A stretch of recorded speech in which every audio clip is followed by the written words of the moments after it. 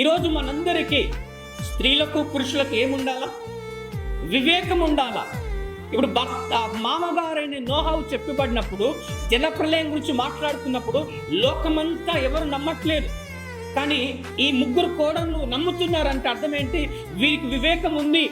రాబోతున్నటువంటి ప్రమాదంలో పడకుండా ఉండాలంటే వీళ్ళు వివేకం కలిగి ఉన్నారు. అయ్యో, మా మామగారు చెప్తున్నారంటే అది నిజమై ఉంటుంది. ఇంత అద్భుతమైన నీతిమంతుడు ఆత్మీయుడు కనుక దేవుడు మాట్లాడారని చెప్తున్నాడు కనుక మేము నమ్ముతున్నామని.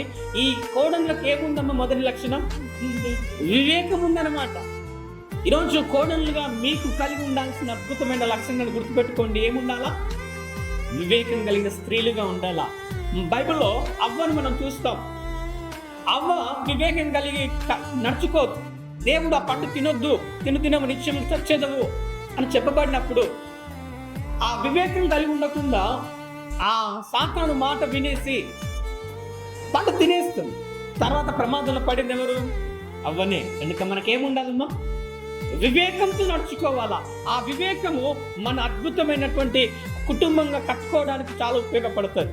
అయితే బైబిల్ ఏమంటుందంటే వివేకము లేని వారి గురించి మాట్లాడుతుంది బైబిల్. సార్ తీస్తారా మీ బైబిల్? 11వ అధ్యాయం సామెతల గ్రంథం 22వ వచనం గట్టి చదవండి. వివేకం లేని స్త్రీ ఎలాంటిదట?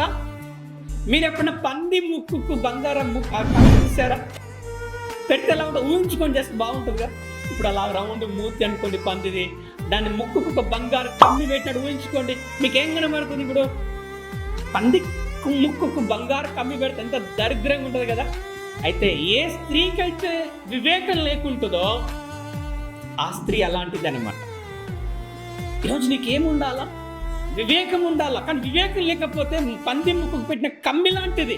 అప్పుడు ఎంత ఆ బంగారం కమ్మి పెట్టినా వ్యర్థం. ఎందుకు తెలుసు? అది పంది కనుక. మీరు అనమాకండి, అయ్యా మమ్మల్ని పందులు అంటున్నారని. నేను అంటూ మీ గురించి కాదు. ఎవరి గురించి?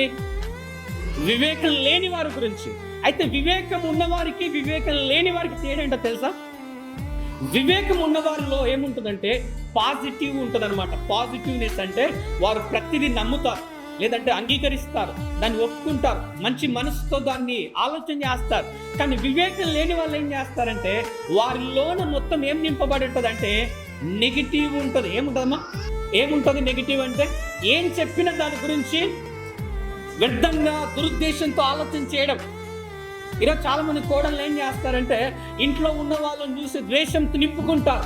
ఈ ద్వేషం అనేది ఎలాంటిదంటే పాయిజన్ లాంటిది, విషం లాంటిది. నువ్వెంత ద్వేషం నింపుకుంటే అంత విషం నీలోనికి ఎక్కుతుంది. అది నీకు క్షేమమా?